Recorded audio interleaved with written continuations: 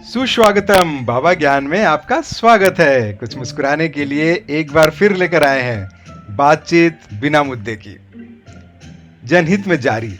अगर आपको लगता है या आपको अपने ऊपर विश्वास है कि आप हर चीज में मुद्दा खोज लेते हैं तो वीडियो अभी छोड़ के चले जाइए। चलिए बातचीत बिना मुद्दे को आगे बढ़ाते हैं। आज हम बात करेंगे अपने एक मित्र फकरुद्दीन का। हम लोग बचपन के दोस्त थे और फकरुद्दीन के साथ हम लोगों ने गांव में खूब खेला। फकरुद्दीन कहीं भी जाता था हम उसके साथ जाते थे, क्योंकि वो साइकिल से जाता था और हम पीछे बैठ के जाते थे। इसी कारण से हम क्लास 8 तक साइकिल नहीं चला पाए और फकरुद्दीन हमको कभी चलाने देता भी नहीं था। क्यों? क्योंकि साइकिल उसी की थी। और ऐसा मित्र जिसने सत्य के लिए राजा हरिश्चंद्र को अपना गुरु माना, दूसरों में सत्य स्थापित करने के लिए फकरुद्दीन ने बहुत से मुश्किलों का सामना किया अपने ही लोगों से। एक बार हमने फकरुद्दीन को फोन किया। अब विश्व में क्या क्या त्रासदी चल रहा है आप देख ही रहे हो, और इस भयानक स्थिति में जानने के लिए हमने कहा कि लाओ हालचाल पूछा जाए, फकरुद्दीन का हाल क्या है। उधर से फोन उठा परंतु कोई आवाज नहीं आ रहा था, और हम फकरुद्दीन के इतने करीबी थे कि उसकी सांसों के आहट से पहचान गए कि फोन तो मेरा मित्र फकरू ही उठाया है, मगर घबरा गए कि वो कुछ बोल क्यों नहीं रहा है। तो हमने फोन पे तेज तेज से उसको डांटने लगे और उचकाने लगे कि भाई कुछ बोले, मगर वो कुछ बोले नहीं। तभी उसका बेटा फैजुद्दीन फोन छीन लिया फकरू से और बोला, अरे अंकल आप ही का इंतजार कब से कर रहे थे कि आप फोन करते कभी। हमने बोला, अरे बेटा अब्बू कुछ बोलते क्यों नहीं है, कोई समस्या हो गया है क्या?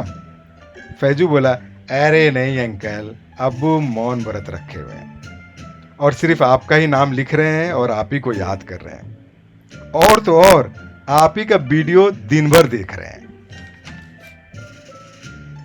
अंकल मेरे अब्बू को नॉर्मल करने में मदद कीजिए, नहीं तो हमें बता दीजिए, हम अपने तरीके से अभी इनको हम सही कर देते हैं। हमने बोला, अरे नहीं फैजू, तुम अपना तरीका मत लगाना, हम छुप छुपा कर तुम्हारे अब्बू से मिलने आते हैं। अभी देख ही रहे हो बाहर में कितना कड़ाई बरता गया है, बाहर निकलो तो लाठी से स्वागत हो रहा है। तो इस समस्या पे बातचीत करते हैं और बातचीत के द्वारा ही समाधान करते हैं। तो तुम मेरे को क्या करो, 2 से 3 दिन का वक्त दे दो और अपना ख्याल रखना।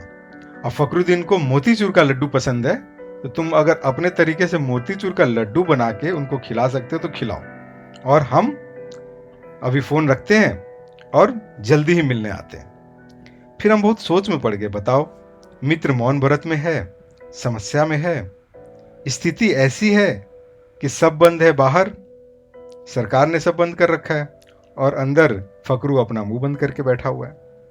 खुदा का लाख लाख शुक्र है कि जो हमने आगे से उसको फोन कर लिया, नहीं तो पता नहीं कितना दिन तक चलता।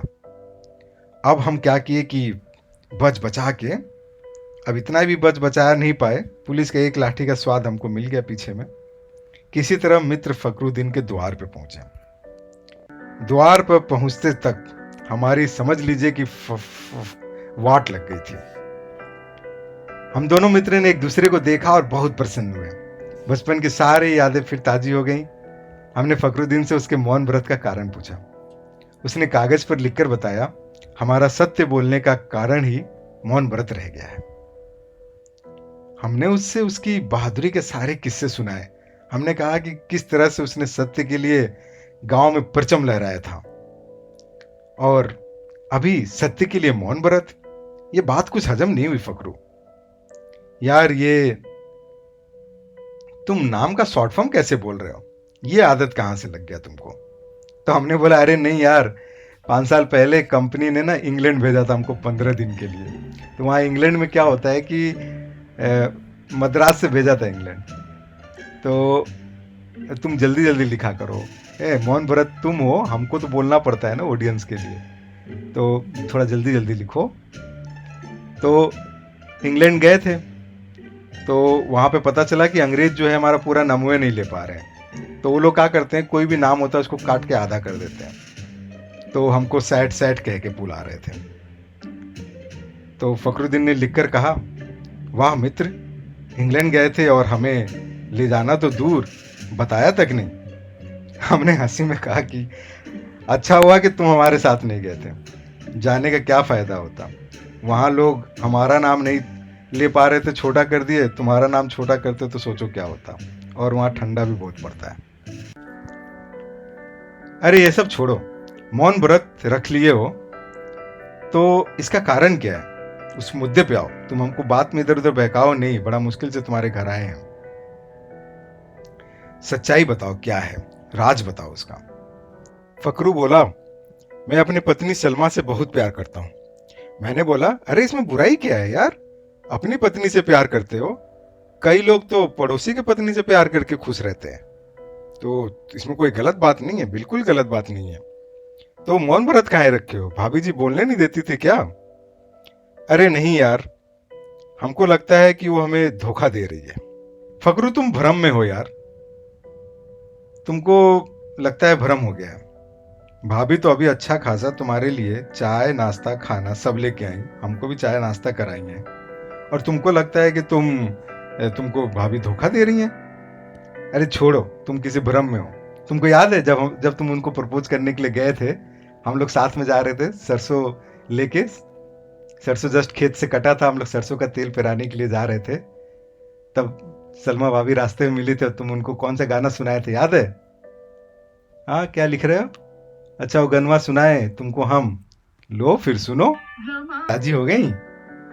अरे नहीं मित्र, पिछले हफ्ते की बात है, सलमा घर पर नहीं आई थी, वो सुबह 7 बजे घर पे आई। इसका मतलब तुम पूरे टाइम घर पे अकेले थे?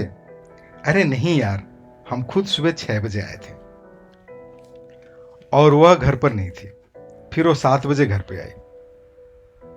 और तुम तो जानते हो कि हम अपनी बेगम को लेके कितना ज्यादा पजेसिव हैं, उसी गाने में वो लाइन भी है। अच्छा, तो तुम लिख के ये कहना चाहता हूँ गाना भी तुमको सुनाए? ठीक है, लो सुनो। गवारा नहीं है कोई भी अगर तुमसे आके मिले तो, तुम्हारी कसम है मेरा दिल जलेगा। तुम यार, ये बात तो सही है, हर चीज पे तुम बहुत ध्यान रखते हो, इसका बात, इसमें कोई डाउट का बात नहीं है मित्र। लेकिन एक बात फिर समझ में नहीं आया कि तुम तो 1 घंटा पहले आए थे और तुम किसी पे धोखा का इल्जाम लगा रहे हो। लगता है तुम अब सत्य के मार्ग पे टिक नहीं पा रहे हो। इससे सुनकर ना हमको धक्का लग गया यार। फकरू फिर लिखा, अरे पहले पूरी बात सुना करो, हम लिखने में थोड़ा स्लो हैं, धीरे धीरे लिख रहे हैं। अच्छा, धीरे धीरे लिख रहे हो। अरे यार, हम थोड़ा जल्दी जल्दी कभी भावनाओं में बह के थोड़ा जल्दी जल्दी समझ के बोल देते हैं। चलो कोई बात नहीं, तो क्या लिख रहे हो? सलमा से मैंने पूछा कि तुम कहां थी रात भर, तो फिर भाभी ने क्या कहा तुमको? वो बोली नजमा के घर थे। देखा, हमने बोला ना, तुम सेठिया रहे हो, फालतू का परपंच कर रहे हो बैठ के। भाभी अपने सहेली के घर थी, नजमा 3 घर छोड़ के उनका घर है, तब सहेली के घर भी तुमसे क्या पूछ के जाएंगी? तुम रात भर घर में न रहो और अगला अकेले घर पे डर डर के बैठा रहे। सही क्या लिख रहे हो? अगर हम मौन व्रत नहीं रहते तो तुम्हें खूब तेज डांटते, अब लिख कर तेज कैसे डांटते हैं पता नहीं। अरे यार, गुस्सा काहे कर रहे हो? अच्छा हुआ कि मौन व्रत हो, कम से कम हमको बोलने का मौका मिल रहा है, नहीं तो तुम अपने सत्य के बाढ़ से हमें हमेशा घायल कर देते थे। अगर वो नजमा के घर पे थी तो प्रॉब्लम क्या है? मित्र, उस रात नजमा के घर पे मैं था। अरे फकरू, क्या बोल रहे हो? अब समझ में आया तुम काहे कह रहे थे कि सत्य ही तुम्हारे मौन व्रत का कारण है। चलो, अब इस मौके पे तो हम कुछ नहीं बोलेंगे, तुम खुद समझदार हो, बस उम्मीद कर सकते हैं कि किसी को ब्लेम मत करो, और जब अपने ऊपर आए तो भी सत्य बोलने का साहस रखो। तो आप लोगों का हमारे साथ जुड़ने के लिए बहुत बहुत धन्यवाद। उम्मीद है कि आपको पसंद आई होगी। लाइक और सब्सक्राइब करना ना भूलें।